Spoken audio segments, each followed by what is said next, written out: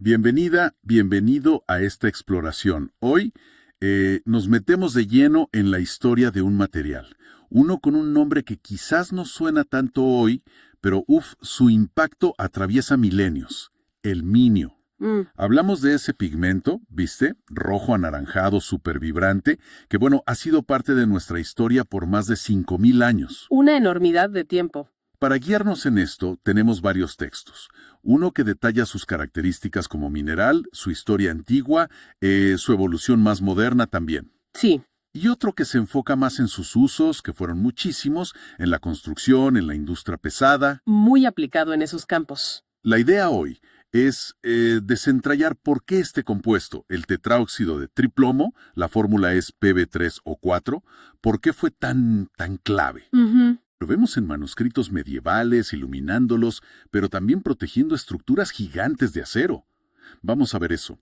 Y hay una conexión con la palabra miniatura, que seguro va a llamar la atención. Exactamente, vamos a ver sus propiedades, las físicas, las químicas, por qué es tan raro encontrarlo de forma natural. Ajá. Recorreremos su historia de uso, que es larguísima, Egipto, Roma, China, y cómo pasó de ser un pigmento para artistas a, bueno, un componente industrial esencial. Claro. Y sin olvidar, claro, un punto crucial, su toxicidad, que es alta. Y por qué hoy ya casi no se usa en muchas cosas. Es una historia, la verdad, fascinante sobre utilidad, belleza y riesgo también. Bueno, empecemos por lo básico. ¿Qué es exactamente el minio? El Bb3O4. Mm, Generalmente es un polvo, ¿no? De este color rojo anaranjado muy intenso. muy característico. Los datos dicen que no es súper duro.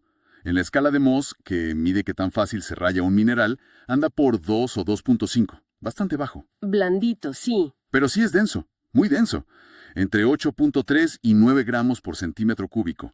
Y el brillo, dicen, es adamantino, o sea, casi como el diamante, muy vivo, aunque es opaco. Químicamente es un óxido mixto de plomo. O sea, el plomo está ahí como en dos formas químicas distintas, dos estados de oxidación. Y lo interesante es su origen, como decías. Sí. Es un mineral secundario. Esto significa que no sale así directo del magma, ¿sabes? Ah, ok. Se forma después, por la alteración de otros minerales de plomo que ya existían, principalmente la galena, que es sulfuro de plomo. Cuando la galena se expone al aire, al oxígeno, en condiciones muy específicas de temperatura y presión, ahí se puede formar el minio. O sea, necesita como que la roca original se oxide en la superficie. Justamente, típicamente se encuentra en esas zonas superiores de los yacimientos de plomo, las que están oxidadas. Entonces, ¿eso explica por qué no hay minas gigantes de minio por ahí? Precisamente por eso. Esas condiciones son tan particulares que encontrar depósitos naturales grandes de minio es rarísimo. En todo el mundo, ¿eh? Mira vos. Se han encontrado, sí, pequeñas cantidades, más como una curiosidad para mineralogistas que otra cosa. En los Andes de Perú, en Bolivia, norte de Chile, Argentina, pero siempre asociado a otros minerales de plomo. Nada comercial. Nada comercial a nivel de minería de minio. Por eso, casi todo el minio que se usó en la historia, para arte, para industria, fue hecho por el hombre, sintético. ¿Y cómo lo hacían?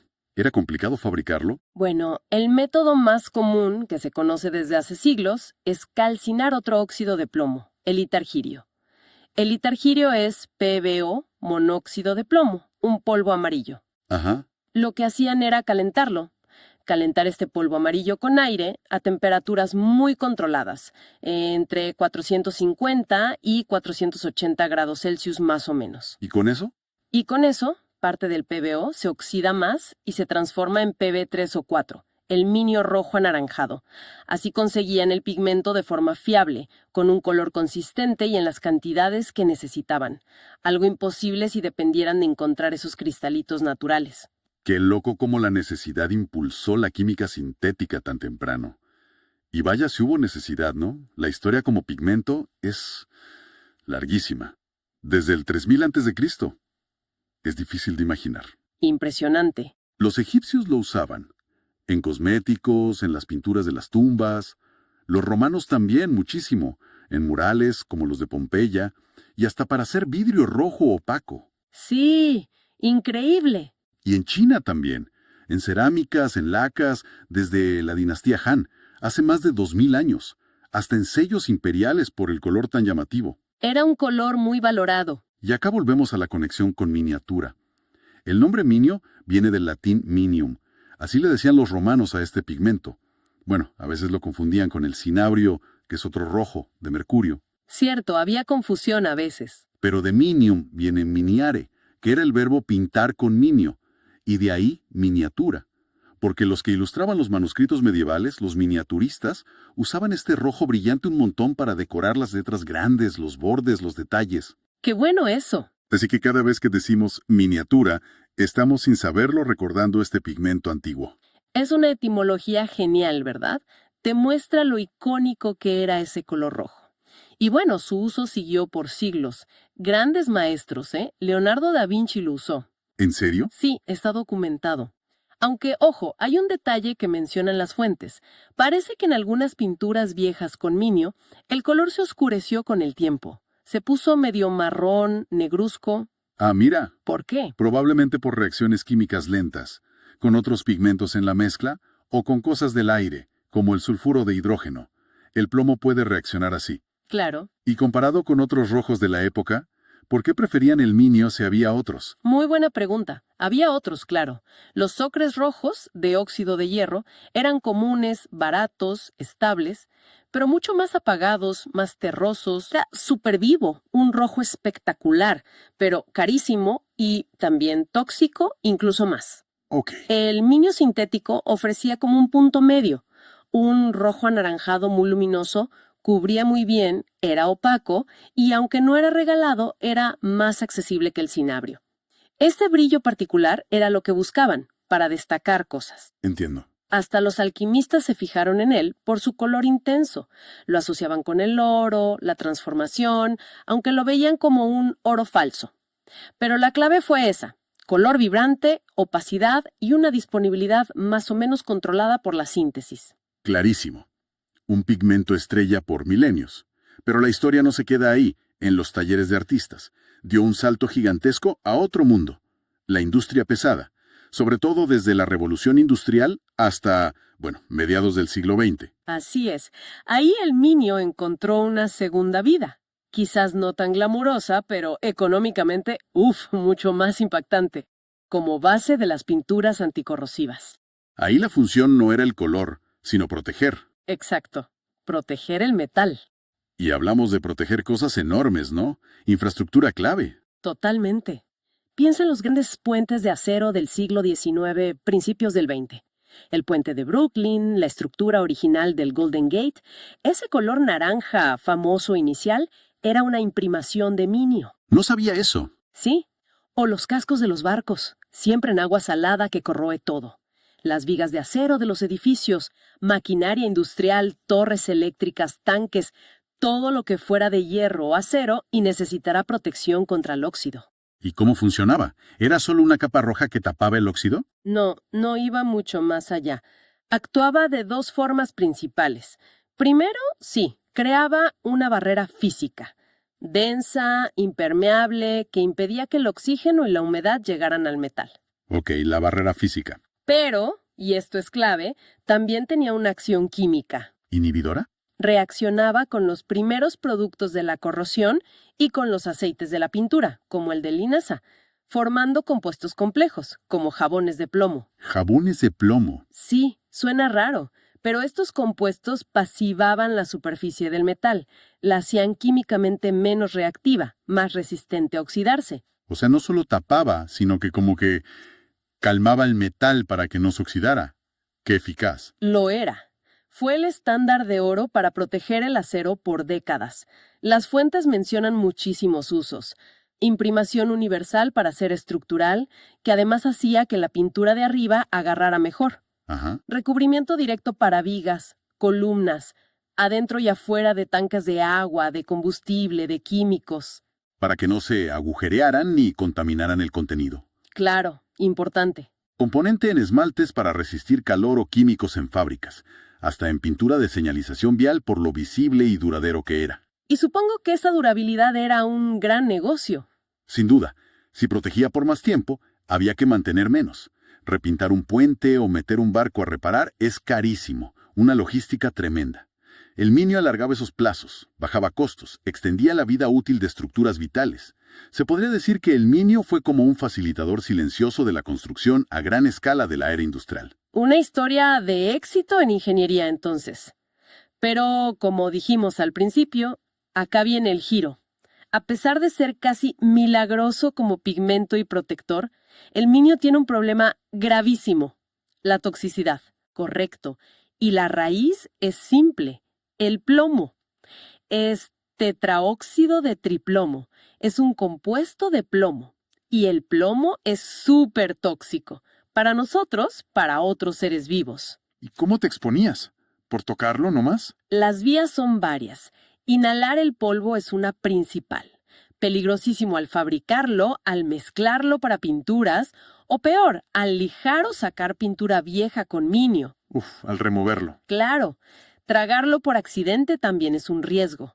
Manos sucias, comida contaminada en el trabajo. Y el contacto con la piel, si es prolongado, también puede sumar. El peligro estaba en todo el ciclo: usarlo, quitarlo, desecharlo. ¿Y qué le hace el plomo al cuerpo? Los efectos son, bueno, muy serios y bien conocidos. Una exposición fuerte y rápida puede dar cólicos, náuseas, vómitos, anemia. ¿Agudo? Sí, pero el peligro mayor es la exposición crónica, a largo plazo, aunque sea a niveles bajos, porque se acumula en el cuerpo. Ah, se acumula. Sí, y afecta a muchos sistemas. Es terrible para el sistema nervioso central, puede causar daño neurológico para siempre, especialmente trágico en niños porque su cerebro está en desarrollo. Problemas de aprendizaje, baja el coeficiente intelectual, problemas de conducta. Qué terrible. Y además, daño en los riñones, presión alta, problemas de fertilidad, complicaciones en el embarazo. La lista es larga y preocupante. Sabiendo todo esto, ¿cuándo se empezó a reaccionar, a regularlo? Bueno, que el plomo era tóxico se sabía un poco desde la antigüedad, ¿eh? Hay textos romanos que ya hablaban de síntomas en trabajadores, pero la comprensión científica de cómo actuaba, y sobre todo la conciencia pública y las leyes sobre el peligro de la exposición crónica, incluso a niveles bajos, eso creció mucho en el siglo XX. Más reciente. Fuerza en los 70s, 80s. Ahí muchos países empezaron a restringir fuerte el uso del plomo, en general, y del minio en particular, donde la gente pudiera estar expuesta. ¿Qué tipo de reglas pusieron? Organismos como la OMS, la EPA en Estados Unidos, lo clasificaron como peligroso o posible cancerígeno. Se prohibió o limitó muchísimo en pintura para casas, adentro y afuera. En juguetes ni hablar. En cerámica para comida, donde a veces se usaba en esmaltes. Claro, lógico. En la industria tardó un poco más en reemplazarse del todo en algunos usos específicos porque era muy bueno, pero también se fue sacando progresivamente. Se buscaron alternativas más seguras. ¿Y qué alternativas aparecieron? ¿Algo igual de bueno pero sin plomo? Se desarrollaron otras cosas, sí. Para el color rojo, los óxidos de hierro sintéticos son muy comunes hoy. Son seguros, estables, duran, aunque quizás el tono no es exactamente ese naranja vibrante del minio. Ok. Y para proteger contra la corrosión aparecieron imprimaciones con otros compuestos: cromato de zinc, que también tiene sus problemas, fosfatos de zinc, o sistemas más modernos con resinas epoxi, poliuretanos, que protegen muy bien por otros mecanismos. La industria tuvo que innovar, buscar soluciones con buen rendimiento, pero sin los riesgos del plomo. Entiendo. Y todo esto nos recuerda lo importante que es tener cuidado hoy si uno trabaja con cosas antiguas que puedan tener minio, en restauración de arte, edificios viejos. Hay que protegerse mucho. Muchísimo. Usar equipo de protección sí o sí. Máscaras con filtros para plomo, guantes, trajes descartables, buena ventilación, controlar el polvo. Es fundamental. Entonces, haciendo un balance de este recorrido por la historia del minio, vimos un material que empezó como un mineral raro, después se fabricó masivamente, reinó por siglos como pigmento rojo anaranjado en el arte. Y luego se convirtió en el campeón industrial protegiendo el acero que construyó la era moderna. Un viaje de 5.000 años. Tremendo. Un viaje larguísimo, sí. Pero también vimos la otra cara. Cómo ese mismo elemento, el plomo, que le daba el color y la protección, era también la fuente de su toxicidad terrible. Exacto. Su historia es como un testimonio doble, ¿no? Por un lado, del ingenio humano para usar materiales. Por otro, de cómo aprendemos, a veces tarde, sobre los impactos que no vemos al principio. Pasamos de amar su color a temer sus efectos invisibles. Ciertamente. El Miño nos deja un legado complejo que da para pensar. Aunque hoy su uso es mínimo y muy controlado, su historia nos recuerda cómo a veces la utilidad, la estética, pesaron más que la seguridad. Al menos hasta que la ciencia nos obligó a mirar mejor y buscar otras cosas. Es una lección importante. Y esto inevitablemente nos lleva a una reflexión final, ¿no? Una pregunta que quizás queda flotando. A ver, ¿Qué otros materiales que usamos hoy, todos los días, que nos parecen seguros, indispensables, convenientes, qué otros tendrán historias parecidas escondidas, esperando a que entendamos mejor sus impactos a largo plazo? En la salud, en el planeta. La historia del niño es como una invitación a mirar más allá de lo inmediato, ¿no? A pensar en todo el ciclo de vida de los materiales que elegimos para construir y para colorear nuestro mundo.